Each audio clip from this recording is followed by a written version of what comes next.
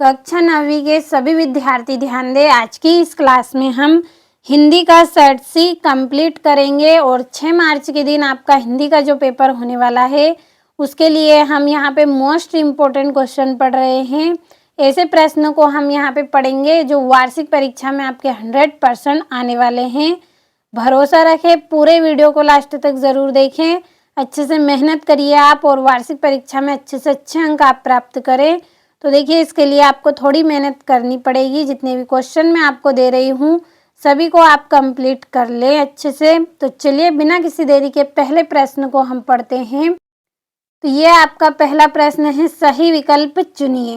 पहला है, सुमित्रा नंदन पंत किसके कवि माने जाते हैं? तो छायावाद के कवि माने जाते हैं। और दूसरा है, सर्वेश्वर दयाल सक्सेना की रचना है। तो क्या है?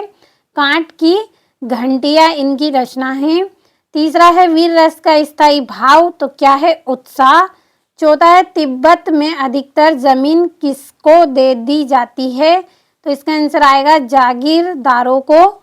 और पांचवा, रचना के आधार पर वाक्य कितने भेद होते हैं? तो 3 भेद होते हैं रचना के आधार पर वाक्य के। और छठा है, मृदुला गर्ग की रचना कौन सी है? तो मेरे संग की औरतें।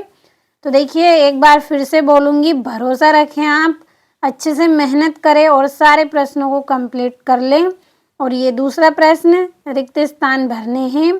तो सभी के आंसरों को पहले ही मैंने कंप्लीट किया है ताकि समय आपका बचे और आप अच्छे से सारे प्रश्नों को कंप्लीट कर लें। तो हम इनको अच्छे से समझ लेते हैं। पहला है, कोयल तुम किसका एड्रेस देना चाहती हो? तो कोयल क्या देना चाहती है? संदेश देना चाहती है। और दूसरा है, जिसके कारण स्थायी भाव जागृत हो वह डेडेस कहलाता है। तो आलंबन कहलाता है। तीसरा है, अभिमान में मान डेडेस लगा है। तो प्रत्यय। और चौथा है, उमा ने डेडेस की परीक्षा पास कर ली थी। तो BA की परीक्षा पास की थी। और पांचवा है, महादेवी को एक कविता पाठ पर डेडेस मिला। तो चांदी का कटोरा। और छठा है, एकांकी में डेडेस होता है तो 1 अंक होता है। तो अच्छे से सारे प्रश्नों का स्क्रीनशॉट ले और कंप्लीट आप कर लें। तीसरा प्रश्न, सही जोड़ी बनानी है आपको। पहली है, चरुचंद्र की चंचल किरणें। तो अनुप्रास अलंकार है इसमें। दूसरा है, बिहार। तो बिहार की जोड़ी रहेगी जाबिर हुसैन। तीसरा है, मात्र ही भर। तो इसकी जोड़ी रहेगी आपकी निपात शब्द है। और चौथा है, प्यारे लाल शर्मा। तो इसका आंसर आएगा आपका स्वतंत्रता सेनानी। और पांचवा है, नाटक सम्राट। तो जयशंकर प्रसाद हैं। और छठा है, संसाधनों का। तो इसका रहेगा अपव्यय हो रहा है। तो ये आपकी जोड़ी हो गई। समय आपके पास है अभी, तो सारे प्रश्नों को आप कंप्लीट कर ले। देखिए, समय निकलने के बाद आपके हाथ में कुछ नहीं है, केवल पछताना रहेगा। तो आपको पछताना ना पड़े इसलिए सारे प्रश्नों को कंप्लीट करें। और ये आपका चौथा प्रश्न है, सत्य असत्य। तो पहला दूसरा सत्य रहेगा, तीसरा असत्य, चौथा सत्य रहेगा, पांचवा असत्य और छठा सत्य रहेगा। तो अच्छे से कंप्लीट कर लें। और ये आपका यहाँ पे पांचवा है, एक वाक्य में उत्तर लिखिए।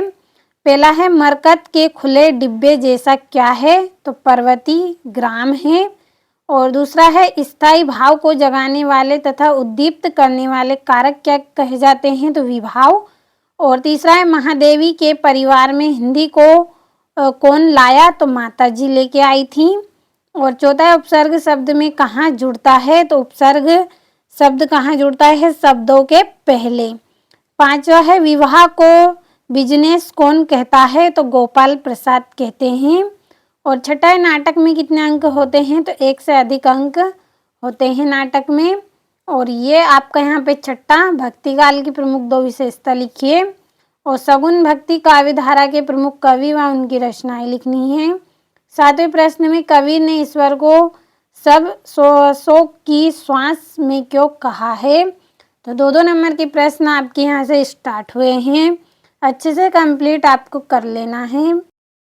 ये आपका अथवा है, ब्रजभूमि के प्रति कवि रसखान का प्रेम किन किन रूपों में अभिव्यक्त हुआ?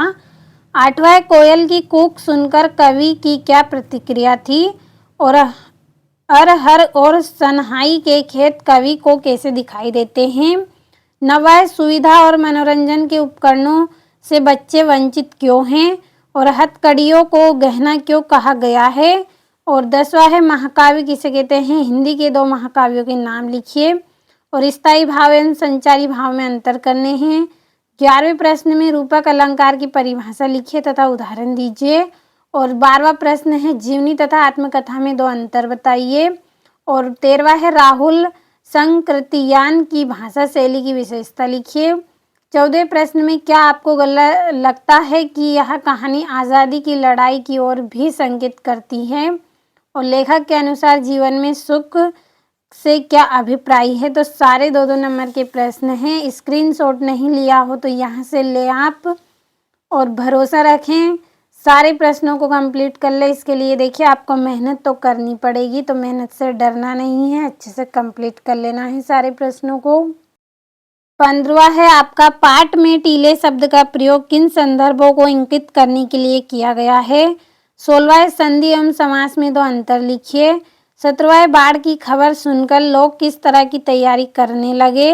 और 18वें प्रश्न में निम्नलिखित काव्यांश का संदर्भ प्रसंग भावार्थ करना है 3 नंबर का। तो अच्छे से आप स्क्रीनशॉट ले सारे प्रश्नों का। और ये आपका 19वां प्रश्न है 3 नंबर का, इसमें भी आपको संदर्भ प्रसंग व्याख्या करनी है, अच्छे से आप कंप्लीट कर ले। और ये आपका यहाँ पे अथवा। और ये आपका 20वां प्रश्न, किसी एक विषय पर आपको अनुच्छेद लिखना है 3 नंबर में, तो जो आपको अच्छा लगे उस पर करें। और ये आपका 21वां प्रश्न, एक यहाँ पे आपको गद्यांश दिया गया है, तो अच्छे से पढ़ना है, नीचे लिखे प्रश्नों का आंसर करना है। तो अच्छे से स्क्रीनशॉट लिया होगा आपने। और ये यहाँ से भी आप कंप्लीट कर लें। और 22वें प्रश्न में बुक बैंक से पुस्तकें देने के लिए एक निर्धन छात्र निधि से सहायता प्राप्त करने के लिए अपने प्राचार्य महोदय को आवेदन पत्र करना है 4 नंबर में। और ये आपका 23वां प्रश्न है, जिसमें किसी एक विषय पर निबंध करना है 4 नंबर में।